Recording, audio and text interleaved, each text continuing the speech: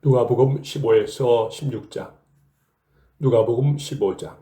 많은 세무원과 죄인들이 예수님의 말씀을 들으려고 모여들었다. 그러나 바리새파 사람들과 율법학자들은 이 사람이 죄인들을 환영하고 함께 음식까지 먹는다고 투덜댔다. 그래서 예수님은 그들에게 비유를 들어 이렇게 말씀하셨다. 너희 중에 어떤 사람에게 양 100마리가 있는데 그 가운데 어떤 한 마리를 잃으면 99마리를 들판에 두고 잃은 양을 찾아다니지 않겠느냐. 그러다가 찾으면 기뻐서 양을 어깨에 메고 집에 돌아와 친구들과 이웃 사람들을 불러 모으고 나와 함께 기뻐합시다. 잃은 내 양을 찾았습니다 하고 말할 것이다. 이와 같이 하늘에서는 희귀할 필요가 없는 의로운 사람 99보다 죄가 있는 죄인 하나가 희귀하는 것을 더 기뻐한다.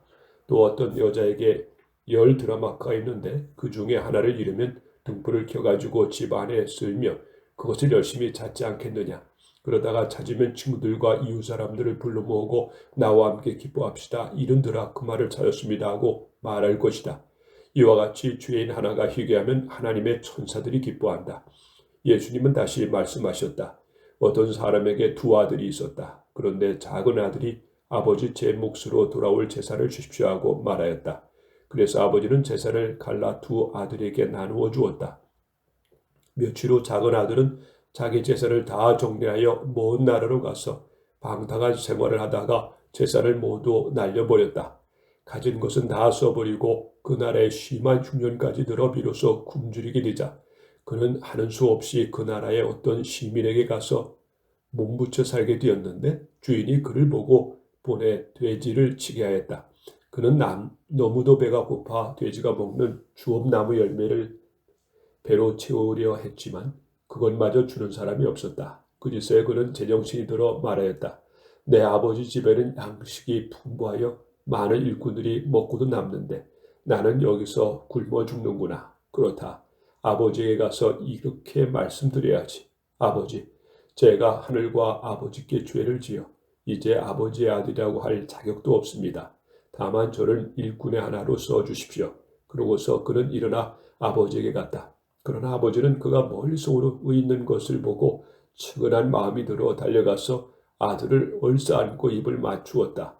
그러자 아들은 아버지, 제가 하늘과 아버지께 죄를 지어 이제 아버지의 아들이라고 할 자격이 없습니다. 다만 저를 일꾼의 하나로 써주십시오라고 하였다. 그런데도 아버지는 종들에게 이렇게 말씀하셨다. 어서 제일 좋은 옷을 내어다가 입히고 손가락에 반지를 끼우고 신발을 신겨라. 그리고 살진 송아지를 끌어와 잡아라. 우리 함께 먹고 즐기자.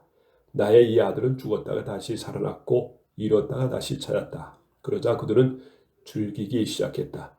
한편 밭에 나갔던 큰아들이 돌아오다가 집 근처에 왔을 때 풍악 소리와 춤추는 소리를 듣고 종 하나를 불러 무슨 일이냐고 물었다.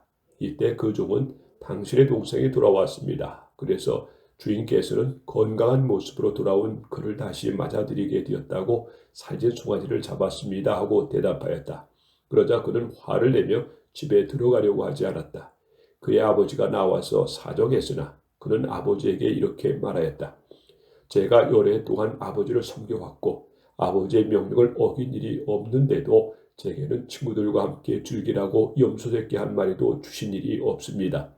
그런데 장녀들과 놀아나다 아버지의 재산을 다 없애버린 동생이 돌아왔다고 아버지는 살진 송아지까지 잡으셨습니다. 그래서 아버지가 대답하였다. 얘야, 너는 항상 나와 함께 있으니 내가 가진 모든 것이 다 네 것이 아니냐.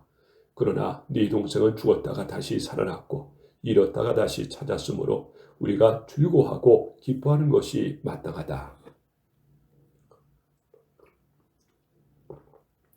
누가복음 16장. 예수님이 제자들에게 이렇게 말씀하셨다. 어떤 부자에게 재산 관리인 하나가 있었다. 주인은 그가 자기 재산을 낭비한다는 소문을 듣고 그를 불러 물었다. 내가 너에 대해서 들은 소문이 도대체 어떻게 된 것이냐? 더 이상 내가 너에게 재산을 맡길 수 없으니 지금까지 네가 맡아던 일을 다 정리하라. 그러자 그는 속으로 이렇게 중얼거렸다. 내가 일자리를 빼앗기게 생겼으니 어떻게 하면 좋을까? 땅을 파자니 힘이 없고 빌어먹자니 부끄럽고 옳지 알았다. 내가 이렇게 하면 쫓겨나더라도 사람들이 나를 자기들의 집으로 반갑게 맞아주겠지. 그러고서 그는 주인에게 빚진 사람들을 하나하나 불러다 놓고 먼저 온 사람에게 당신은 우리 주인에게 진 빚이 얼마요? 하고 물었다. 그가 감남기름 100마리입니다 하자 그 재산관리는 그에게 어서 앉아 이 증서에 50이라고 쓰시오 하였다. 또 다른 사람에게 당신이 진 빚이 얼마요? 하고 묻자 그는 밀 100섬입니다 하였다. 그래서 재산관리는 그에게 당신의 이 증서에다 80이라고 쓰시오 하였다. 주인은 옳지 못한 이 재산관리인의 일을 지혜롭게 처리하는 것을 보고 오히려 그를 칭찬하였다. 이것은 이 세상 사람들이 자기들의 일을 처리하는 데 있어서 빛의 아들들보다 더 지혜롭기 때문이다. 내가 너에게 말한다. 너희는 자신을 위해 세상 재물로 친구를 사귀라. 그러면 그것이 없어질 때 그들이 너희를 영원한 집으로 맞아들일 것이다. 작은 일에 성실한 사람은 큰 일에도 성실하고 작은 일에 정직하지 못한 사람은 큰 일에도 정직하지 못하다. 너희가 세상 재물을 취급하는 데 성실하지 못하다면 누가 하늘의 참된 재물을 너희에게 맡기겠느냐? 또 너희가 남의 것에 성실하지 못하다면 누가 너희 것을 너희에게 주겠느냐? 한 종의 두 주인을 섬길 수 없다. 그렇게 되면 한 편을 미워하고 다른 편을 사랑하든가 아니면 한 편에게 충성을 다하고 다른 편을 무시하게 될 것이다. 너희는 하나님과 재물을 함께 섬길 수 없다. 돈을 좋아하는 바리새파 사람들이 이 모든 말씀을 듣고 비웃자 예수님 그들에게 이렇게 말씀하셨다. 너희는 사람들 앞에서 곧잘 옳은 채 한다. 그러나 하나님께서는 너희 마음을 아신다. 사람에게 존경을 받는 것은 하나님께 미움을 받는 것이다. 율법과 예언자들의 시대는 요한의 때까지이다. 그 후부터는 하나님 나라의 기쁜 소식이 전파되고 있으며 모든 사람이 그 나라에 들어가려고 힘쓰고 있다.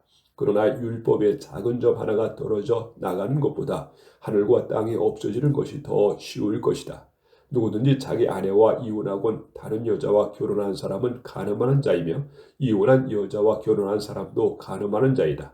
한 부자가 있었다. 그는 값진 옷을 입고 날마다 즐기며 호화스럽게 살았다. 한편 그 집 대문 앞에는 나사로라는 투성이의 거지가 누워 있었다. 그가 부자의 식탁에서 떨어지는 부스러기로 주인 배를 채우려 하자 심지어 개들까지 와서 그의 헌대를 핥았다. 어느 날 거지가 죽어 천사들의 인도로 아브라함의 품에 안겼고 부자는 죽어 땅에 묻혔다. 부자가 지옥에서 고통을 당하는 중에 쳐다보니 멀리 아브라함이 보이고 나사로는 그의 품에 안겨 있었다. 그래서 그는 큰 소리로 아버지 아브라함이여 나를 불쌍히 여겨 주십시오. 나사로를 보내 손가락 끝으로 물을 찍어다가 내 혀를 시원하게 해주십시오. 내가 이 불꽃 가운데서 너무 괴로워 죽을 지경입니다 하고 부르짖었다. 그러나 아브라함은 이렇게 대답하였다. 생각해 보아라. 너는 살아있을 때 좋은 것을 마음껏 누렸고 나사로는 온갖 괴로움만 겪었다. 하지만 지금 나사로는 여기서 위로를 받고요. 너는 거기서 고통을 받고 있다.